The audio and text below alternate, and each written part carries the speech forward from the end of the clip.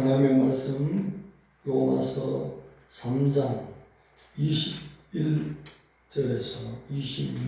26절까지입니다. 함께 합독하시겠습니다. 시작. 이제는 율법 외에 하나님의 한 의가 나타났으니 율법과 선지자들에게 증거를 받은 것이다.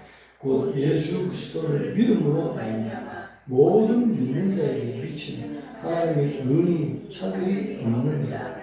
모든 사람이 죄를 범하였으며 하나님의 영광이 이르지 못하더니 그리스도 예수 안에 있는 속량으로 말미암아 하나님의 은혜로 값없이 의롭다 하심을 얻은 자였느니라. 이 예수를 하나님이 그의 피로써 믿음으로 말미암아 한목제물로 세우셨으니 이는 하나님께서 길이 참으시는 중에 전에 지은 죄를 간과하심으로 자기의 의로우심을 나타내려 하심이니 곧 이때 자기의 의로우심을 나타내사 자기도 의로우시며 또한 예수 믿는 자를 의롭다 하려 하심이라.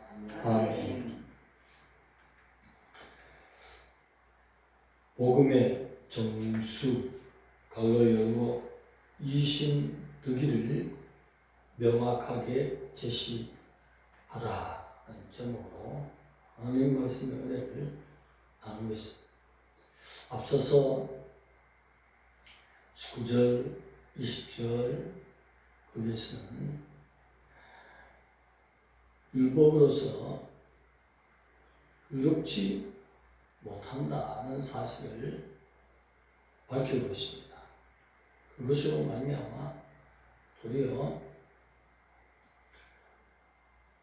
온전히 지키기 위해서 노력하는 인간에게 도리어 실망, 절망만, 낙심만 더해졌을 뿐임을, 그것은 하나님이 유도하시고 인도하심이 있었다는 것을 이제 바울이 밝히고 있는 것입니다. 아무리 하나님의 법을, 하나님의 뜻을 이루려고 해도 우리 인생으로서는 결코 그 뜻을 이룰 수 없는 존재다. 실망, 낙심할 수밖에 없는 존재다. 사실은 율법을 깊이 들어보면 그것은 믿음으로 인도하시는 것입니다. 구약에 있는 모든 사상을 보면 율법으로서 하나님 앞에 온전히 되지 못하니 믿음의 한 하나님의 의가 나타나니 그 메시아를 기다리면서 메시아의 대망으로 말미암아 구약 백성들은 구원을 받는 것이에요. 그래서 은혜의 시대, 이제 나타나는 구약의 율법이 아니라 은혜의 시대로 전환되는 그 예수 그리스도께서 곧 하나님의 의가 주시는 그 나타남의 십자가의 구속의 완성, 율법을 우리 대신에 완성해 주시는 그 은혜를 믿음으로 받을지어다 라고 담대하게 이것을 믿음의 정수라고 합니다. 핵심, 이 한 의를 어떻게 획득할 수 있습니까? 그것이 바로 믿음으로 취하는 것입니다. 믿음이 없이는 하나님을 기쁘시게 할 수 없다. 하나님이 이루신 그 나타남의 의도, 내가 아멘으로 믿음으로 취할 때의 그 의를 우리에게 무상으로 공급해 주시는 하나님의 의인 것을 사도 바울은 명확하게 제시하고 있습니다. 그러면서 하나님의 의가 나타나는 전제의 모습을 두 가지로 보여주고 있습니다. 율법과 무관하게 나타났다. 이 율법으로서 하나님 앞에 온전히 해주지 못하니까 하나님이 새로운 길을 열어서, 이 율법은 죄를 깨닫기 위함이죠. 하나님의 뜻은 이런 것이고 하나님의 백성이 살아갈 도리는 이런 것인데 인생으로서는 아무리 노력해도 이 도리를 온전히 지킬 수가 없다. 이 지킬 수 없는 것을 하나님께서 왜 주셨습니까? 그것은 죄를 깨닫기 위함이라는 것입니다. 원래의 아담에게는 자유의지가 있어서 선악과를 따먹을 수도 있고 안 따먹을 수도 있는데 하나님의 말씀을 정중히 경외하고 여기서 그 말씀을 지켰으면 율법을 계속적으로 지킬 수 있는 온전한 마음, 부패되지 않은 마음으로 하나님과 사귈 수 있는 그 타락하지 않은 영혼이 되지만 첫 사람이 범죄했기 때문에 이 심령 상태가 사단에게 끼어졌단 말이에요. 그 통로로 말미암아 하나님의 원래 만드신 영혼 상태에서 부패해져서 그 후로부터 하나님의 말씀을 온전히 지킬 수 있는 심령 상태가 아니 되었다.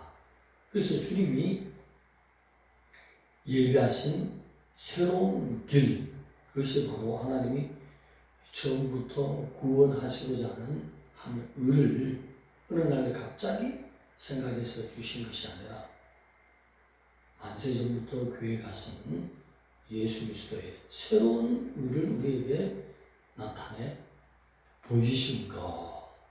그것을 바로 은혜의 길로 전환되는 율법과 상관이 없는, 율법은 오직 하나님의 뜻에 사람들이 이룰 수 없고 새로운 메시아를 기다려야 된다.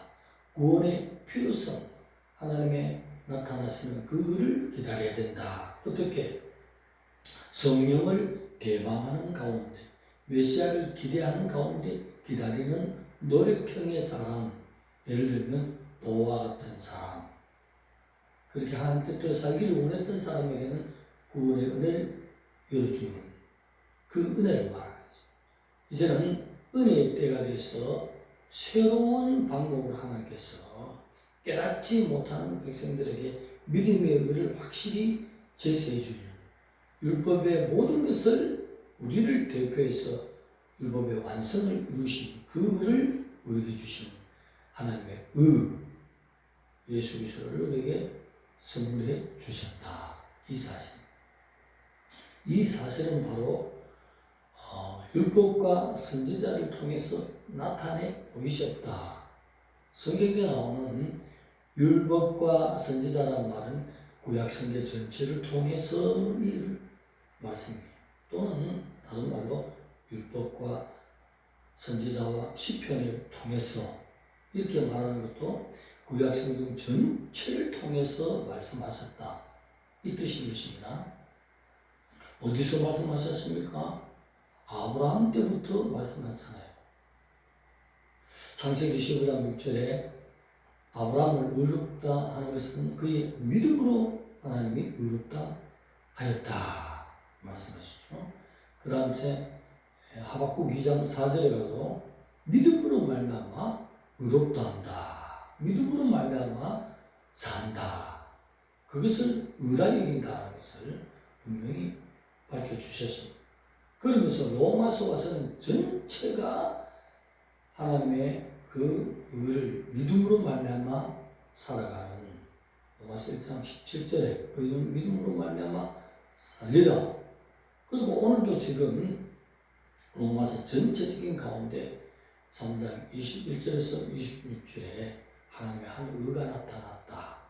그것이 바로 믿음의 법으로 사는 의, 예수 그리스도의 우리를 대표해서 율법을 완성시킨, 하나님의 율법의 요구를 만족시킨 보혈의 공로를 받을지어다. 이것을 강조하고 있습니다. 그래서 구약 전체도 의인이 되는 방법에 대해서, 의의 획득에 대해서 믿음으로 메시아를 기다리는 것. 이제는 누, 디, 대의 말은 영적인 전환이 되었다, 바뀌었다는 거죠. 백성들이 깨닫지 못하니까 하나님께서 만세전에 예비하신 예수 그리스도의 보혈의 공로를 눈앞에 보였습니다. 이것이 율법의 완성이다. 속죄의 은혜를 받을지어다. 하나님의 은혜를 받으라고 보여주시는, 이제는 놀라운 전환점이 있습니다. 아무리 가르쳐줘도 못 깨닫는 백성에게 하나님이 너희 제사 드리는 어린 양 아침 저녁으로 산문지를 드린 것이 내 아들의 피였다. 이거다. 받으라. 아멘. 하니까 베드로는 가는 곳마다 성질이 급하지 않습니까? 바울은 그래도 문학적으로 풀어서 말하지만 베드로는 성격이 급해서 피 받으라, 피 받아, 피 받아 설교를 이렇게 하는 거지.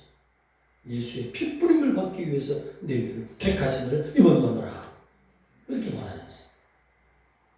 거의 온다고사 수준하고 베드로 수준하고 비슷합니다. 표현이 직설적 빙빙 둘러서 하는 그건 두뇌가 못 되는 겁니다. 직설적으로 피 받으라 그러지 않습니까? 베드로는 그래도 그런 표현을 할 때 주님이 가장 기뻐서 수제자를 세웠어. 엉뚱한 소리 하는 것보다도 아들의 피를 받아라. 그것이 하나님의 직설적인 표현인 점 있습니다. 바울은 학문이 뛰어나잖아요. 그래서 피 받으라는 말을 잘 안 해. 풀어서 말해. 풀어서 말하면 처음부터 끝까지 읽어보면 전부 피야. 예수님의 보혈. 이것이 너의 의다. 아멘. 학문이 있는 자는 쉽게 풀어서 막 율법과 무관하다. 그러면서 율법과 선지자와 시편 또는 표현이 율법과 선지자를 통해서 말씀하셨다. 이렇게 하면서 그 전체를 읽어보니 하나님의 독생자, 하나님의 의가 나타나는데 십자가의 구속의 보혈이다. 이렇게 말하지 않고 속량이다. 바울의 말은 전체가 보혈로 가득 찼는데 다른 말로 하는 거예요. 충격을 베드로는 금방 막 한 주먹을 팍 치는데 사도 바울은 그렇게 하잖아요. 문화적으로 풀어서 말하는 속량이 뭐예요? 보혈로 값을 샀다는 것이잖아요. 그거나 피를 받아라 같은 말인 줄 믿습니다. 위대하게 쓰인 사도 바울 그리고 주님의 수제자로 쓰인 베드로 모두가 피에 대해서 증가하고 있습니다.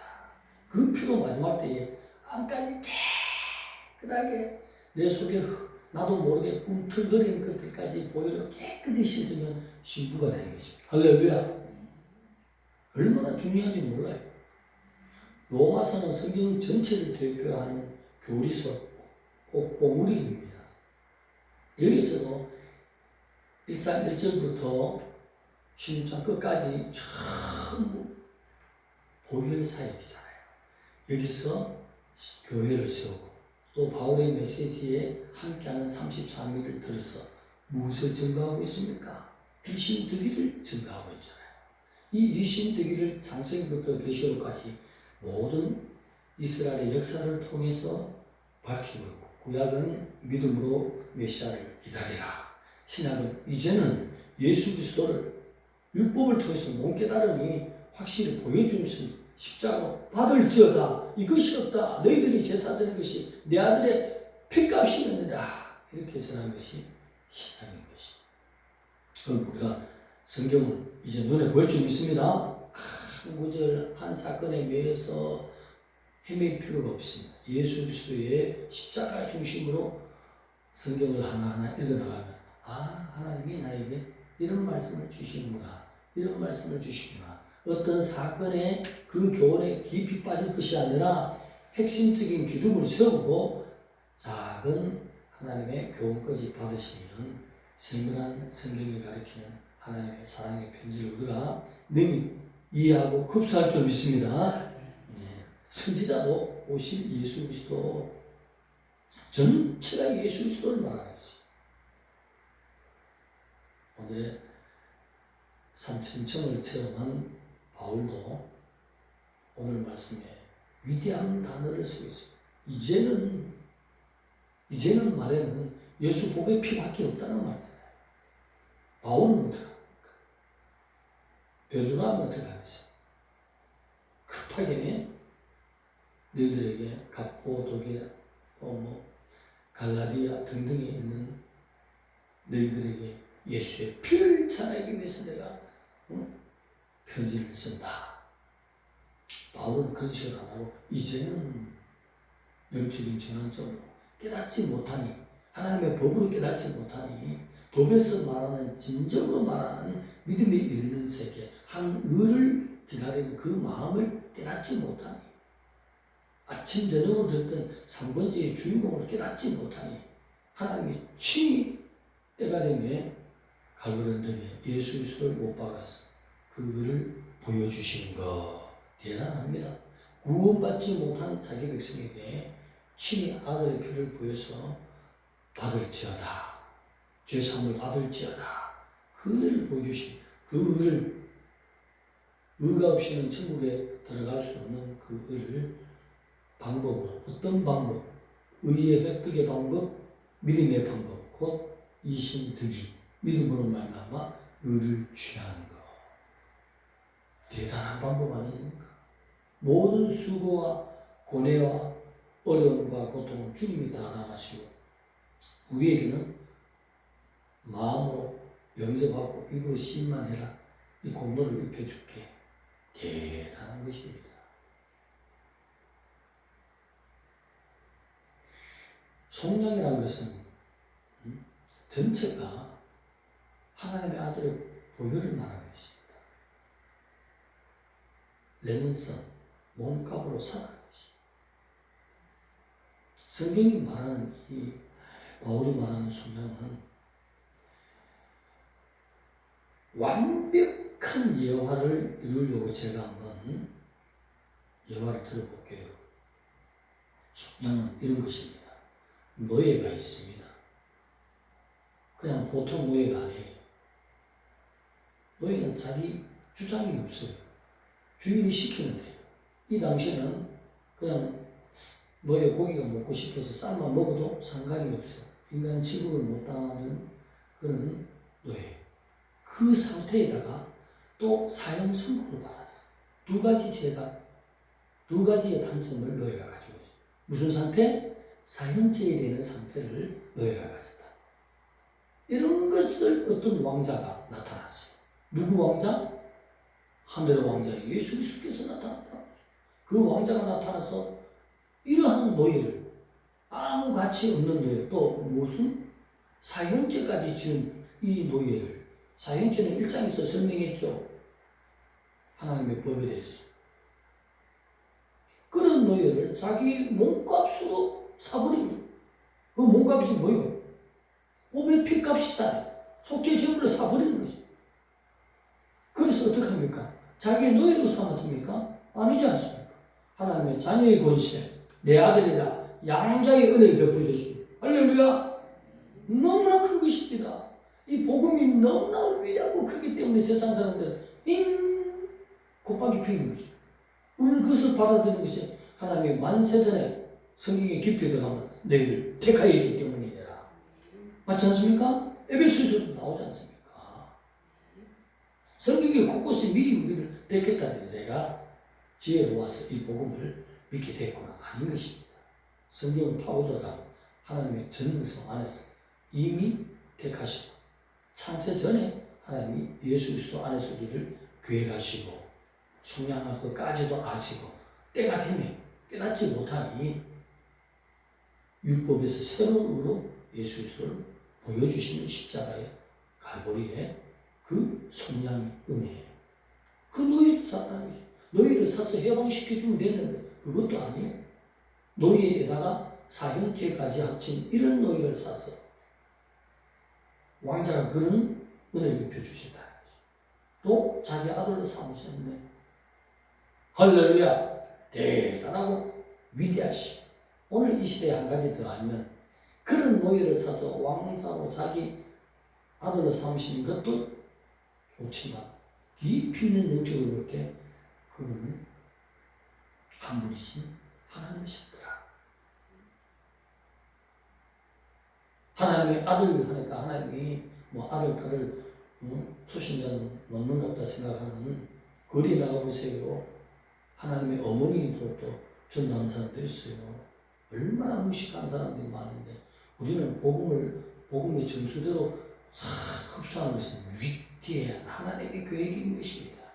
그리고 오늘 들린 메시지까지 들어서 하나님의 양자의 은혜도 우리가 알지만 마지막 때에 하나님의 신부가 되는 은혜까지 열어주신 보통 은혜인 것입니까? 우리가 기도할 때 하나님 내 것부터 좀 챙기지 말고 감사합니다. 감사합니다. 이제는 그래도 예수의 보혈이야. 영적 전환점 십자가를 보여주시고 속량의 은혜, 속량이라는 말이 나오잖아. 오늘 이것도 뭐요? 예수님의 보혈값으로 나를 어디까지 이르게 했습니까? 이 사기죄를, 이 노예를, 어떤 노예입니까? 죄에 묶여서 영원한 사망으로 사탄의 세력에 꽉 묶여있는 노예, 죄의 노예란 말이에요. 사탄의 노예를, 그것을 자기 몸값으로 사셨다. 바울은 급하게 말을 하지 않습니다. 한 단어 속에 전부 예수님 십자가 넘쳐나 있어요. 이 말씀을 깨달으면요, 우리가요, 기도할 때 30분 기도할 때 15분은 그냥 감사해야 돼요. 감사. 너무나 감사합니다. 진실로 깊이 있는 감사를 알게 되면요, 감사하다가 뒤편에 하나님 이것도 필요한데 좀 도와주세요. 깨달았기 때문에 응답하는 속도가 얼마나 다르겠습니까? 하나님의 복음을 깨닫기를 원하는 것입니다. 가장 큰 하나님을 영화롭게 하는 것이 감사와 제사 드리는 거라 했습니다. 우리 집에도 하나님 너무 감사합니다. 나는 노예였습니다. 사형 죄를 지은 노예라고. 그냥 노예가 아니라고. 제가 파고 들어가서 또 원어를 찾고 주석을 찾고 급하게 보니까 그냥 노예를 사는 게 아니더라고. 그거 잘못된 예화예요. 맞는 예화죠. 더 깊이 있는 예화는 노예가 사형죄까지 지은 노예예요. 로마서 1장에 나오잖아요. 모두 사형죄 해야 돼요. 그런 자는 위대하신 하나님이, 영광의 하나님, 구속하시는 그 은혜예요. 속량이 무엇인지, 이제라는 단어가 무엇인지, 화목제물이 무엇인지, 그것을 알 때에 행동이 달라져요. 삶이 예배가 되네요.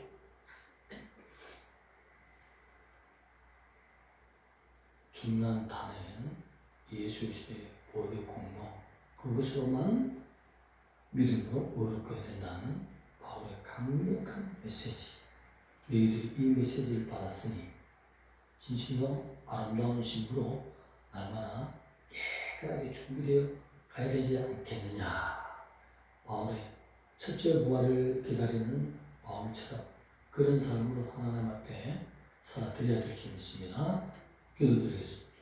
하나님 감사합니다. 우리를 사랑하시는 주님, 바울을 통해서 말씀하시는 하나님의 한 나타난 주님, 오직 예수의 십자가의 그 은혜로 우리가 의로움을 잊게 되는 이 사실로 온전히 이웃에게 그리고 만나지 모든 자들에게 주님이 오실 때가 가까워서 알고 보혈을 증거하는 삶으로 주님의 제자의 삶을 살아가는 저희들로 주님 붙들어 주시옵소서. 예수님의 이름으로 감사하며 기도드려